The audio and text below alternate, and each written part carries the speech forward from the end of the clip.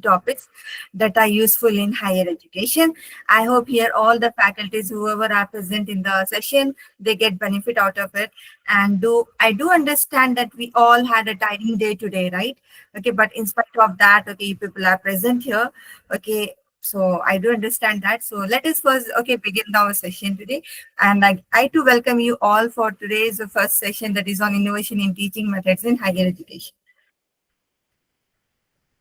Yeah, first let us start with understanding these terms innovation, approach, and competency, right? Okay, so in this ever changing world, we need to keep up with this, with the changes, and we need to update ourselves, okay, in our particular field. So in recent years, you know that the quality of education has significantly changed.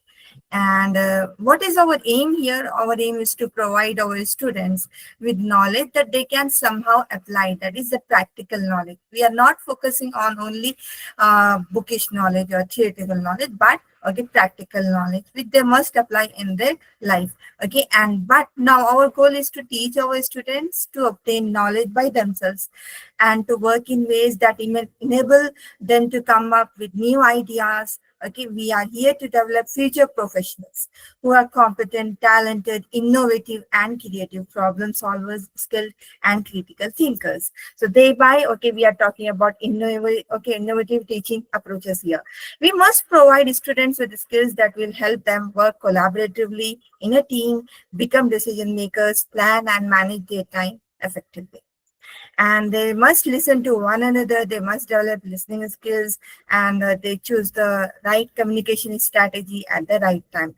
And for us to be able to meet those new teaching requirements, we need to adapt new skills. And what are those skills and innovative teaching approaches? We will find out today. Okay, and we'll okay discuss it today. So first, what is innovation? As you know, that innovation is the introduction of something which is new. And what is the approach here? Approach is the method that is used in dealing with or accomplishing something. And what is competencies here? Competencies are the requirements of a competency-based teacher education that includes the knowledge, skills, and values a teacher, okay, that must demonstrate. As we all know that there are two types. Okay, now let us talk here about two types of teaching methods, that is traditional and conventional method. Okay, so you might be knowing what is traditional method, why it gets fall here. Yes, traditional method. Traditional method, first let us understand what are the characteristic of traditional method. Okay, the traditional method, number one, it is a learning from memorization. A simple example, when you give a poem to memorize, but the thing is that they understand it. True memorization learning is different from understanding, you all know, right? So when you say memorization, it is simply the process of putting information, okay, in memory, and it makes information readily available. But for deeper learning, it's better that students learn through understanding rather than memory number. Okay, number two is here learning is abstract. Okay, so where you use reason and intuition to deal with ideas, concepts, and feelings. Let's say if we ask the class to describe a happy person, its learner or student will give different opinions or ideas. For example, they might say, one will say a happy person wears a smile on her face. The other will say her face is glowing. Number three, okay, number three, what is the number three here? Learning is theoretical. Okay, so learning is theoretical. Okay, it is concerned with theories. Okay, as we discussed before also.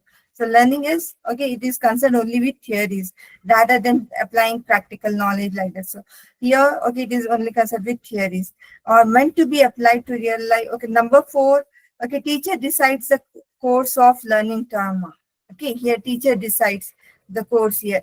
That is, it is a teacher-centered approach, okay, not learner-centered approach. So we dictate the the flow of discussions, and the teacher that do all the talkings, and the students or learners only just listen here, and they won't get any interaction. Okay, there is no interactive session. It's like a lecture method, and the only time they will take part is when they are called for a recitation, right? So number five is, what do we have here? Number five. is interaction among students is really less. Okay, as it is teacher-centered approach, therefore the interaction is also less. So the interaction is more on teacher to students. It tends to create rivalry or competition among students. Okay, like that. And number six, good behavior. Okay, what is good behavior is based on extrinsic motivation. Okay, so it is driven by external rewards. Okay, this can be tangible like money or grades, or intangible like praise or fame. You might have seen that nursery teachers, they give stars to students. Okay, like that. So, okay, it has become like this. So, okay, so these are the conventional teaching strategies, and then you know that, yeah. Okay, so these are the, okay, this is how the evaluation, okay, evaluation took place. Okay, traditional education, it was teacher centered, it was based on memorization, and students were left with no choice, there were no options were given.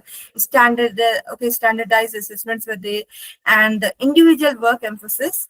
Okay, the priority is given to individual work emphasis. Not, it was not collaborative. But today's education, the modern method, it is student centered learning, and it also develops, okay, critical, we also focus on critical thinking and, okay, application, that is practical application of knowledge. And there are flexible learning pathways because of computer, right? Computers, internet, okay, virtual education, and then MOOCs, like that. And there is a project based assessment, and there is a collaborative okay, to learn problem solving skills. Okay, so yeah, what are the conventional learning strategies here? Okay, you might be knowing that there is a lecture method, which we all know right from the beginning, right? This is the oldest method of teaching. It refers to the explanation of the topic to the students. In this method, the teacher are imparting information to students in terms of lesson plans and within the classroom settings. Discussion method, again, here there is a collaborative exchange of ideas among teachers and students, or among, again, students themselves, for the purpose of furthering, okay, students thinking. Then learning problem solving and understanding, thinking, learning problem solving and understanding, memorization, again, okay, this is the strategy, that is the retention of information process over time for the purpose of influencing future action. Okay, so here, again, the assigned tasks, they can be either in a group or either alone, okay, like that. And then again, students learn through listening and again observation. Okay, so people generally, okay, how do they remember activities here, learning activities? They all, okay, again, we have different types of learners in the classroom, right? Okay, so we must focus on those all types of learners, and then we have to develop our material. Okay, so you could see that here more than 50%, okay, they see the learners, they learn from what they see, and then 10% to 50%, okay, they falls from a passive learning. And then passive learning, students receive information from the teacher, they simply listen and read the material and then internalize or learn from it. 70% of what they say and write participate, okay, like that. 70 to 90%, okay, they go for the false active learning practices, okay, like that. Active learning, so the students are involved in the learning process, which means the students are actively engaged in the discussion. So today's method, we are focusing on active learning methods. Here, what happened here, the students are involved in the learning process, which means the students are actively engaged in the discussions, problem solving, role plays, and other methods which they have a control over the learnings. Okay, so here comes again 10 to 20%. They can define, okay, list, describe, and explain from 30 to 50%, and they can demonstrate, apply, and practice. So from 70 to 90%, okay, they demand and they can analyze, define, create, and evaluate learning for on second, okay, types of learning, teaching styles here. So all these are different types of, we see that, okay, the learning, okay, this is how the learning takes place. Okay, so first they start reading, then hearing, then seeing, then some of them, okay, they see and hear, and 70% they are capable enough to go for the see and write. This happens when they've read, hear, see, and they the proper, okay, hearing, and then afterwards they could, okay, whatever they are hearing, they could able to write. Okay, this is called as active learning. Now, what is innovative teaching? Now, let us go ahead with the innovative teaching, or we could say in other terms, non-conventional. Okay, as you could see that innovative teaching emphasizes student-centered, okay, student-centered learning, real-world task, and technology integration. Okay, so again, number one is so peer-assisted learning. What do we have here first? Let us first start understanding with peer-assisted learning. Okay, so then the number two you have here. Okay, this again discussion method for okay team-based learning, small group discussion, flipped classrooms. All these are okay different okay styles of teaching. Okay, yeah. Before understanding this methods, let us first understand okay the core underlying principles of innovative teaching. What are these core underlying principles of teaching? For innovative teaching. It is called also called as 5 Cs. Let us understand this framework, then we'll move on to the okay teaching strategies, innovative teaching strategies. This framework, okay, why we are discussing this one because it builds on established educational research while introducing practical implementation strategies to enhance student engagement and learning outcomes. Okay, so here, let us say education has shifted from a teacher-centered to content-focused approach to one that emphasizes active learning and skill development. Let us not forget this point. Now, this 5 Cs framework, as you could see, it is a cornerstone of contemporary university education, representing a vital collection of abilities that are highly relevant in today's world. This framework emphasizes the importance of cultivating a specific set of competencies within students pursuing higher education. These skills are not isolated, but rather function in an interconnected manner, with each element reinforcing the others to create a synergistic effect. Okay. So this interconnectedness is what allows the 5 Cs framework to function as a comprehensive educational approach, addressing multiple facets of a student's development. By focusing on these key areas, the framework effectively prepares students to successfully navigate the complexities and multifaceted challenges that are characteristic of the 21st century and the modern professional landscape. It equips them with the tools they need to adapt, innovate, and thrive in an evolving global environment. Okay, what 5 Cs? Let us first start with the choice. Then you have collaboration, communication skills. Okay, then you have critical thinking. Okay, then creativity, and the last. Okay, we'll discuss that later.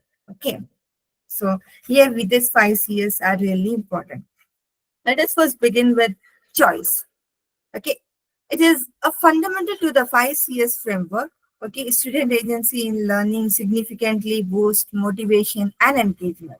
When there is a choice, they'll get motivated, they will get engaged. Okay, research indicates that even minor choices in assignments can improve performance and reduce disengagement. Okay, so if you are giving students, let you give okay there are multiple options. Okay, instead of giving 2 questions, give them 4 questions and ask them to do the okay 2 questions on their own. Okay, so they will come up. Okay, and divide them into groups and again ask them. Okay, you go ahead with the different topics, give them some assign some project or some role plays. Okay, like that. And so what they will feel engaged here. Okay, so they will be having choice here. So either from this 4 question, they could go ahead with the two, and from the activities also, when the activities are there, they feel okay, thoroughly engaged. So that is how the learning takes place whenever there is a choice here. Earlier, this was not at all there. Okay, so what are the benefits here? Research benefits.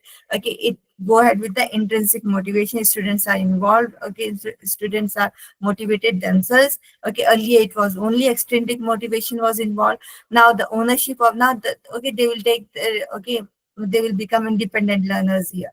Okay, this is more really important when they are going for higher education. They must have this one, right? Belongingness, ownership of the learning. Then academic performance, you will see that okay they will improve it. Okay, and there won't be any sort of disengagement. So 76% of students report higher engagement with choice-based learning.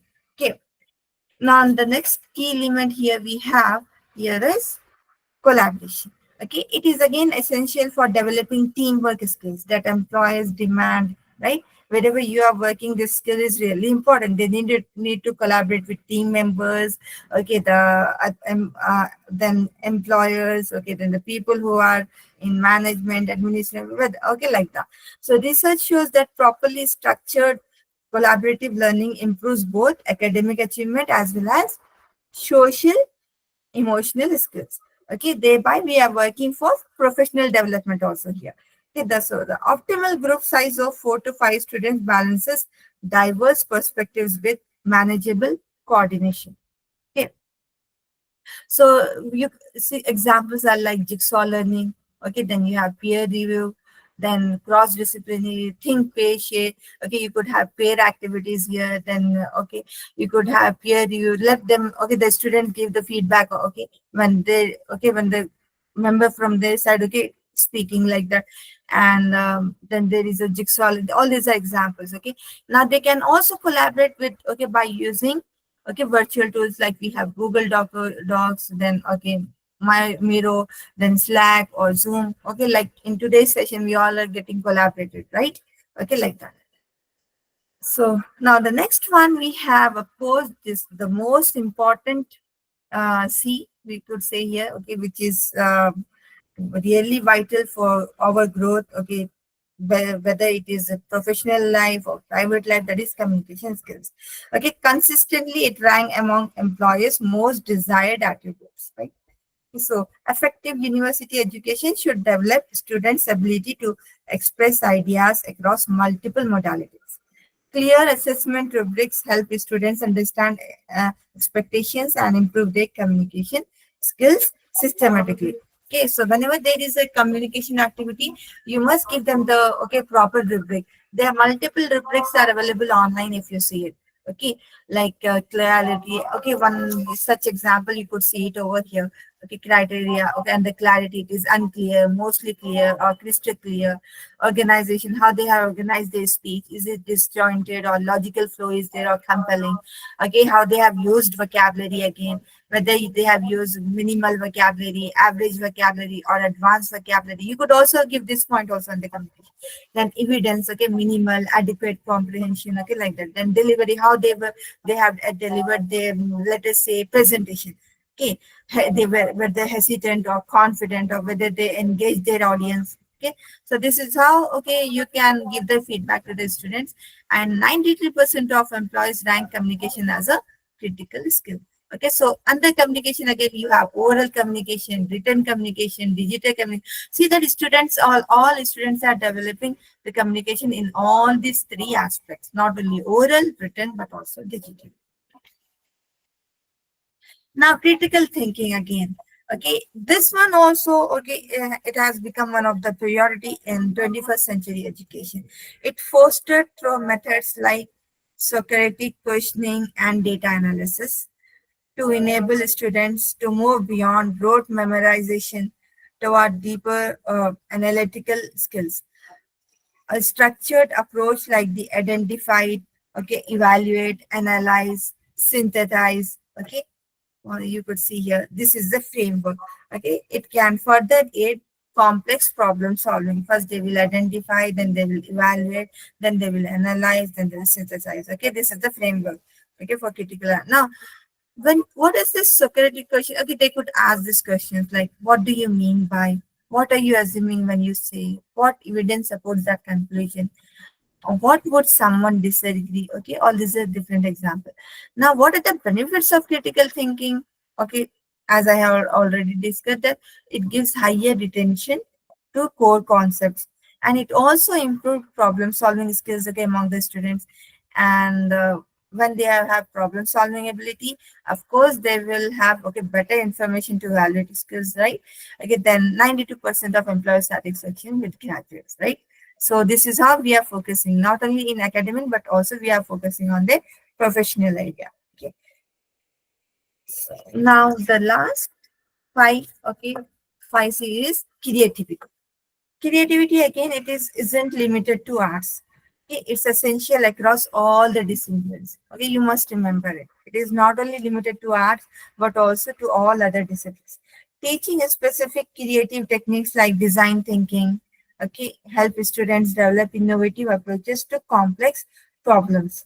Research confirms that creativity can be systematically developed through specific practices and again conducive environments. So what are these cross-disciplinary applications? They must apply this creativity in sciences, mathematics, okay, literature, history, arts, and then business. Okay.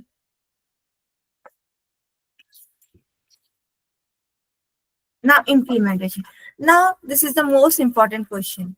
Okay, like how you could integrate all these 5 years. Okay, when you are going for the teaching method, it is okay to effectively integrate the 5 years into your curriculum. Intentional course design is really essential. Start with the small. Okay, as you could say. Okay, here you could start with okay small. Let us say here choice and creativity like that. Okay, it is not important to integrate all the 5 years together. Okay, start with okay small here.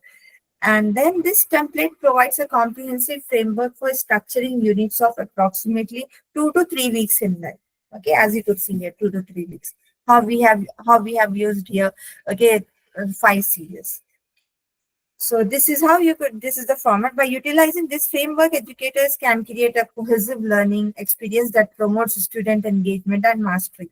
So furthermore, the accompanying alignment table serves as a valuable tool for ensuring that assessment methods and the selection of digital tools are strategically aligned to effectively support the development of crucial skills. So this alignment ensures that students are evaluated in a manner that accurately reflects their progress and that the chosen digital tools enhance rather than okay distraction in the learning process. So the key to successful implementation here is a structured incremental approach. Okay, start by identifying which components already exist in your teaching. Okay, and then select one area to enhance. Okay, remember that small steps are more sustainable than attempting a complete overhaul at once. Okay, so while the 5 Cs provide a structured framework for course design, the sixth C, which I was talking here about, is caring connection. Okay, this is the most important, right? Okay, nowadays you must try to okay establish okay a smooth relationship between the students and you. Okay, then there should be a rapport. It is not that only you are discussing in the classroom. That is not called as a caring or connection. Okay, so the sixth C of caring connection creates the foundation for all other C's. This is all other 5 C's. Okay, so research consistently shows that teacher-centered relationships have the strongest correlation with engagement and learning outcome.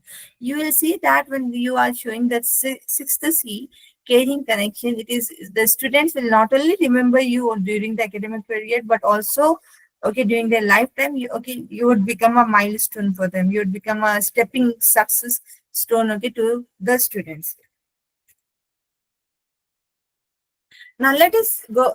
Now, as you have understand the underlying core principles of innovative teaching methods, okay. Now let us go ahead with the different strategies, okay, that are used in the classroom. Now this will become very simple for you. Will see that in all these methods we are using 5 Cs. Okay. So without wasting our time, let us first start with the peer assisted learning. This is also called as PAL. Okay. And then number two, we have problem-based learning.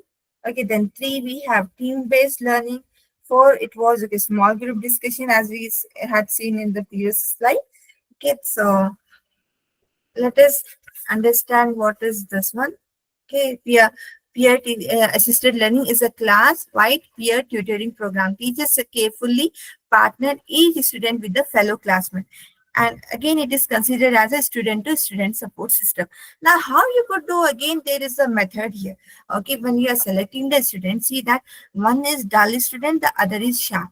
Okay, so that okay when dull student is not understanding anything, the sharp student will okay explain him or in that way. It is not only okay see this 5 Cs are developing here, but also okay it is what again it is we are also focusing on sixth C. What was it? Caring and connection. Okay, so like that. Now let us move to the next. Okay, now benefits. What are the benefits here? You could see that when we are using PL system here, okay, it improves academic performance of the attendees, promotes collaborative and active learning, and again, it depends, okay, students' understanding of the subject. They will understand the subject. When teacher is explaining them the subject, now they will okay, what happens? Some student are really hesitant. Now, when you are pairing that student with the sharp student, the dull student automatically he or she will raise the question, okay, and then the other student will speak, and that's how, okay, they will get clarified upon that particular topic. So it develops key studies skills and promotes independent learning. Now they are learning on their own. Okay, teacher is becoming as a facilitator here. Okay, instructor. Okay, now so that is why we are saying that it has become a student-centered approach. We help the students make a successful transition to secondary studies. Now, as a teacher, you must facilitate and you must roam inside the classroom whenever there are paid activities or group discussions are going on. Okay, and it improves retention and progression rate amongst the students. Okay, so these are the advantages of PAN. Now, problem-based learning. Number one, okay, it promotes, okay, as you could see that problem-based learning, what is it? It is defined to be a total education strategy based on the principle of using the real-world problems as a starting point for the acquisition and integration of knowledge. Okay, and then it can promote the development of critical thinking skills, problem solving abilities, and then also communication skills. Okay, there also we have looked on communication skills also. Here also we are working on again communication, critical problem solving. So all five see how it is, okay, moving. No, it is not important. Okay, it is not at all. Say, let us see. Let us, as I have told you, we are not taking all the 5 Cs. Let us start with a small step. Integrate 2 Cs, integrate 3 Cs, like that. It can also provide opportunities for working in groups, finding and evaluating research materials, and lifelong learning. So during this process, each student takes on a role within the group that may be a formal or informal. And again, the role often alternates. Okay, sometimes the situation is formal, sometimes whenever there is a formal or informal, when you are okay, just give them some language also. Formal language is different in form. So in that way, again, they are developing vocabulary. It focuses on the students' reflection and reasoning to construct their own learning. Now, what are the PBL stages here? First one, it promotes, okay, collaborative and active learning. Okay, again, identifying key facts. Again, it depends on the student's understanding of the subject. Number three, okay, develops, okay, key study skills and promotes independent learning. Number four, okay, it helps the students to make a successful transition of secondary studies. Number five, okay, it improves retention and progression rate amongst the students. Okay, and number six, okay, you could see that it improves academic performance of attendees. And then, okay, number six, again, okay, problem-based learning or PBL, let us say, okay, it defines to be a total education strategy based on the principle of using the real world problems. We are using here real world problems as a starting point for the acquisition and integration of new knowledge. So it can promote the development of critical thinking skills here, problem solving abilities, and then the communication skills. Okay, and then yeah, this used again real world issues or situations as the subject matter. And this system, okay, when you are going with all these stages, we see that it encourages students to develop problem solving skills and learn concepts, right? And then number two, again, readiness assurance process underneath, like that. Then readiness assurance test or okay, like that. Then again, it gives immediate team feedback also.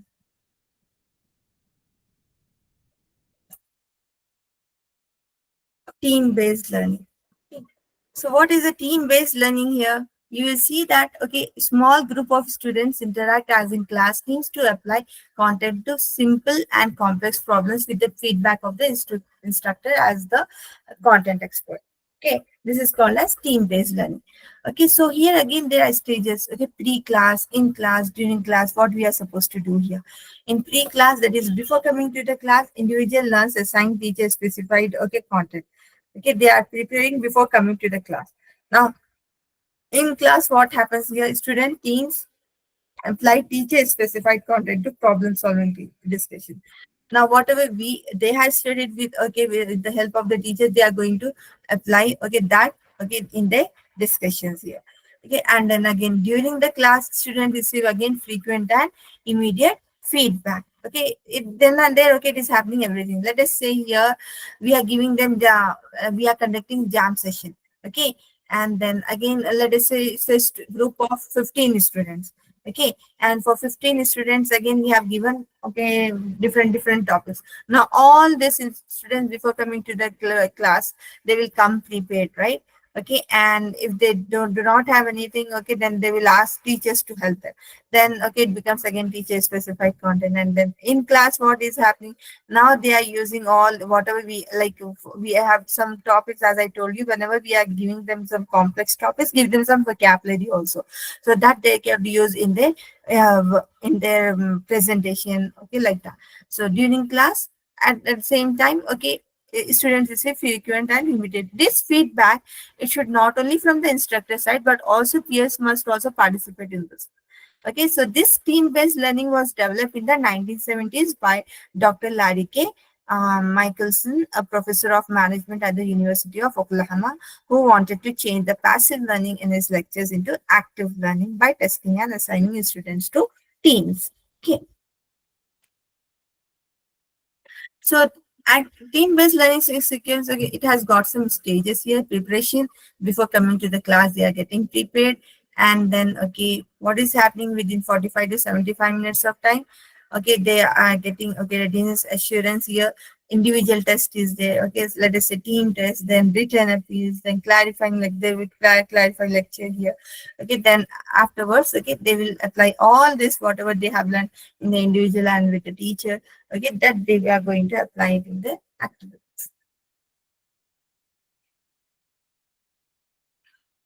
A small group discussion. Okay, again a small group discussion. What is it? Okay, let us say here it provides students the opportunity to share ideas or opinions without having to address the entire class. Some students are really hesitant to, okay, and afraid to speak in front of 60 students. So for those students we can apply this technique. Okay, make a small group, let us say 5 or 10 students, like that, see how they will speak now. Okay, so they share their ideas or opinions without having to address the entire class. A tournament for a same with, okay, TBL, where students got to have the opportunity to tell their ideas or opinions, but they don't have to share or address, uh, instead of just absorbing facts. Right? So this approach helps the students to develop again critical thinking and communication skills as well as right. Okay, we know that all CS. And now let us now know the PBL stages, okay, that we have already discussed, right? PBL step one is, okay, let us say here in a small group discussion, what do we do here? Okay, identify, put students in group 3 to 4 and give each student T and D card. You can give them some handouts, okay, or it doesn't take much time. Okay, so either you can go for the print or a card, okay, like with some written with some phrasal verb like that. Okay, what I do it in general in my class.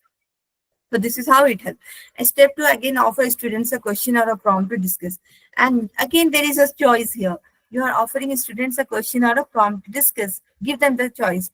Again, one students volunteer to share first. Okay, whoever becomes the initiator, okay, in that small group, make him the leader of that particular group. Okay, each student in the group displays their status on the card, either that they are thinking, whatever they are thinking, and don't want to talk, or that there's something to say, whatever they want to say, they could easily write it on that particular card. Okay, and then after the first student speaks, they select a student with the caption bubble, I have something to say. Now they will say something, that student shares and then again selects a new student. Now, okay, let them select the, okay, the student to speak. When everyone has their, okay, I am thinking like that, okay, this is one of the activity which we use it in the language class. Okay, for to initiate, okay, group discussion.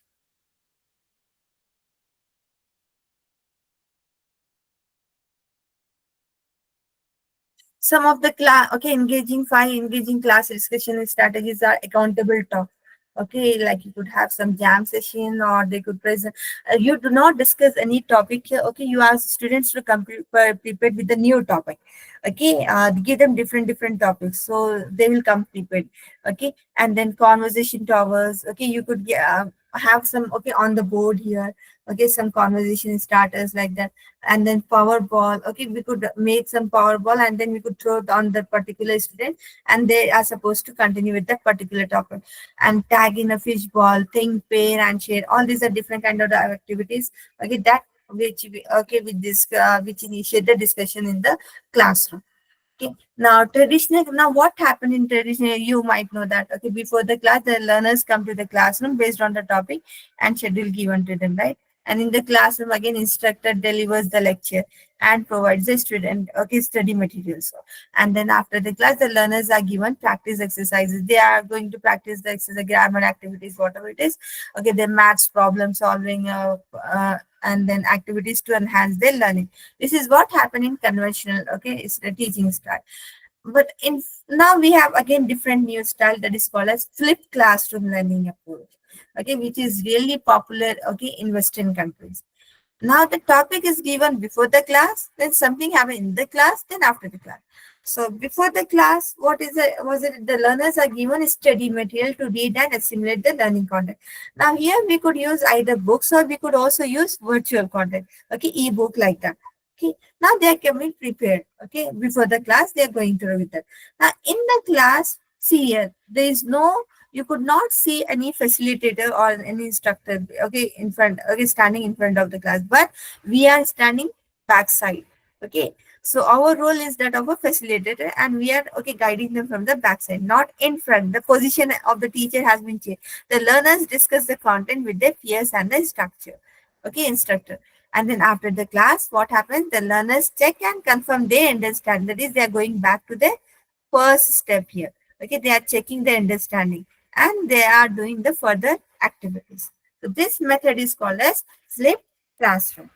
Okay, so it is an instructional strategy and a type of blended learning that reverses the traditional environment by delivering instructional content often online outside of the classroom. So this can be used to save time, work directly on student needs at any level. What, okay, at any level, whether it might be beginner or intermediate, okay, like that, and deliver constructive feedback to students quickly. They can have the feedback quickly here, right? In the after the second step, okay, they get the, okay, feedback. Okay, they understand through discussion with peers and problem solving activities, which is again facilitated by the teacher. Okay, and this creates active learning environment, and it also helps students to learn at their own pace. That is, they are becoming independent learners here.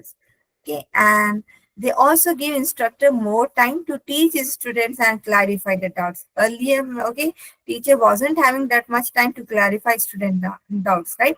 But in this flipped classroom, okay, teachers are getting time to clarify students' doubt. Okay, doubt, and then, okay, okay, it is becoming more and more interactive and student-centered approach. So before the class, the learners come to the classroom based on the topic and schedule given to them. Okay, so this flipped classroom approach, okay, before the class, okay, the learners are given study material to read, assimilate the learning contents. Okay, the next traditional method, okay, in the classroom, okay, whereas, okay, then only the instructor delivers lecture to the class. So our last approach could be here is computer assisted instruction. In other words, we could also call it call lab, right? Call, that is computer assisted lab. Right. So what is it? Computer assisted teaching method. This is an approach to teaching. You could say that it is an instructional strategy whereby the computer is used to provide learning objectives, learning resources, record keeping, progress tracking, and assessment of learner performance. Computer-based tools and applications are used to assist the teacher or school administrator in the management of the learner and instructional process. Okay, so we are using here computer technology, okay, as an aid. okay, as an aid to the presentation, reinforcement, and the assessment of material to be learned, usually, okay, including a substantial interactive element. Okay, so which again align with the computers. So this is a combination of, let me say, text, graphics, sound, and audio in enhancing the learning process. Now let's see what are the different types of computer assisted learning. Okay, you have here again the instructional procedure for learning the program language through simple tasks. The simple program in logo system are concerned with generating design on the screen, okay, which students do by following instruction. Second, simulation is that of a method the computer in programs enable the students to mount an experience, okay, in symbolic form.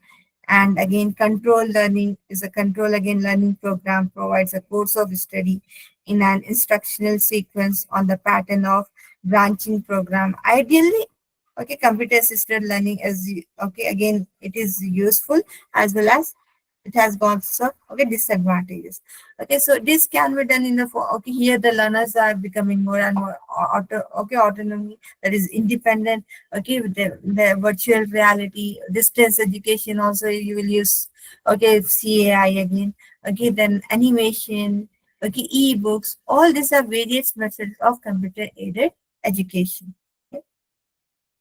For assessment, also again we are using computer aided education like quizzes.com, okay, some AI tools, right? Okay, then test moves, advantages and disadvantages. So okay, let us say here, okay, computer assisted method. What are the advantages? Okay, it has got multiple advantages, right? Okay, as in the classroom, you will see that, okay, there are multiple types of learners are there, right? For in general, we have four types of different types of learners, right? We have kinesthetic learners, auditory learners, okay, then we have okay, people who, okay, students who just learn by seeing, right? Visual learners, like that. So for all them, okay, then again the teaching, again the learning style would be different. But what is happening with the help of computer assisted teaching, where we are trying to focus all these types of learners. Okay, so thereby, okay, it is providing flexibility and convenience, and it is cost effective, and it has got multiple tools just because of the emergence of AI, and then again accessibility and inclusivity. Okay, and the students are learning on their own. Okay, it is not that only teachers are coming here and playing everything, then moving forward. Like no, not at all. Like okay, they are learning on their own here. Okay. And again, student performances and projects and standardized, okay, achievement. Okay, it again, what is happening here? Okay, it is getting all developed here because of self. Okay, the learners in self-assessment activities. Okay, it is helping them to become aware of these trends. Okay, they are becoming aware of these trends, and they are getting motivated. They are understanding their needs here, and they are setting their personal goals. Okay, like that, because of this technology integrated learning style. Okay, and then the current educational technology, you could say that this is the most appropriate type and the level of technology to maximize student learning educational innovation. Okay, and which has drawn increasing attention around the world, and many countries have already embarked on educational reforms that aim to change both the goals and practices of education and to keep up with these innovations. Again, teacher preparation and professional development is to be body worked on. Okay, and then okay, training in teaching key competences. Okay, the 21st century teacher. Yeah, so you could see that the 21st century teaching, yeah, century teacher needs to know how to provide technologically supported learning opportunities for students, and should also know how technology, okay, can support their students learning. Let me leave you with the quotation. Okay, that innovation no longer remains a choice but has become an imperative. As teachers, we need to adapt those changes as part of our professional growth. We are adapting to these changes as part of our professional growth. And again, innovation is, again, it is really important, so that it is no longer a choice, but we need to embrace all these changes and take this opportunity to improve ourselves. And yeah, and also to improve students. Okay. So again, whenever after you whatever method you are using, see that you are okay. Proper feedback is given to the students. Okay, so that they kept track of their skills. Okay, well, some of the tools which you can use it here, like My Brain Shark. Okay, these tools allows students to teachers to upload PDF, Word, PowerPoint, pictures, video, etc., and then to add voice. You can also add voice here. Teachers can also give feedback here. Okay, suppose I am asking a students to write the essay. I don't have that much time, right, to collect individual papers. So what I could do, they could upload their papers here. I could make a group and they could upload their paper, and feedback I could give it in the form of voice. The content can then be shared via email, embedded, or put on the or just share it on their WhatsApp. Very versatile, and it's a reliable tool, and it is often impressive. Okay, the other tools which you can use it, here, this is for language teacher, natural readers, Kansai app, tweet.com, iGo AI, all these are for language teachers, through which they can improve students' pronunciation, reading, writing, grammar, vocabulary, and so on. Okay, then we have for lesson planning, you could use any of these tools, Copilot, Knowledge, and Lesson Plans.ai. And for picture generation, if you are making let me say PPTs or something, okay, for picture generation you could use this Bing, Canva, and Runway. Okay, some of the tools are free and some of the tools are paid. Okay, and some of the tools that they give, for 10 days free trial, like that something. Okay, so Pictory, Descript, and Specify, this is for video creation. You can create video here. And for assessment, as I told you, that quizzes is there, test modes is there, formative and exact. But again, these two are different websites for assessment. Yeah. So again, this 5 6 years, you must remember that. Okay, it is really, really important. Okay, whatever method you are adapting it in the classroom. Okay. And then, yeah, it helps as so to conclude. So educators should demonstrate all the 5 C's, C's, and also apart from this, they must have effective classroom management. Okay, that maximizes efficiency, maintaining discipline, and moral, promoting teamwork, planning, and communicating. Focusing on results, they must focus on results, evaluate progress of the students, and make constant adjustments to their teaching strategies also. Okay, again, the cooperation between the teachers, then the students, and the management is also really important. Okay, and then the managing time, space, and activities, should ensure the active and equitable engagement of students in productive tasks. Okay, so effective teaching practices, multiple teaching learning strategies should help engage. Okay, that is the purpose. Okay, to help students engage in active learning opportunities that promote the development of critical thinking, problem solving, and performance capabilities, while helping them assume responsibility for identifying and using learning resources like that. So that's all. Thank you for listening it patiently. Here I will end my session. Okay, so any doubts? No, shall I?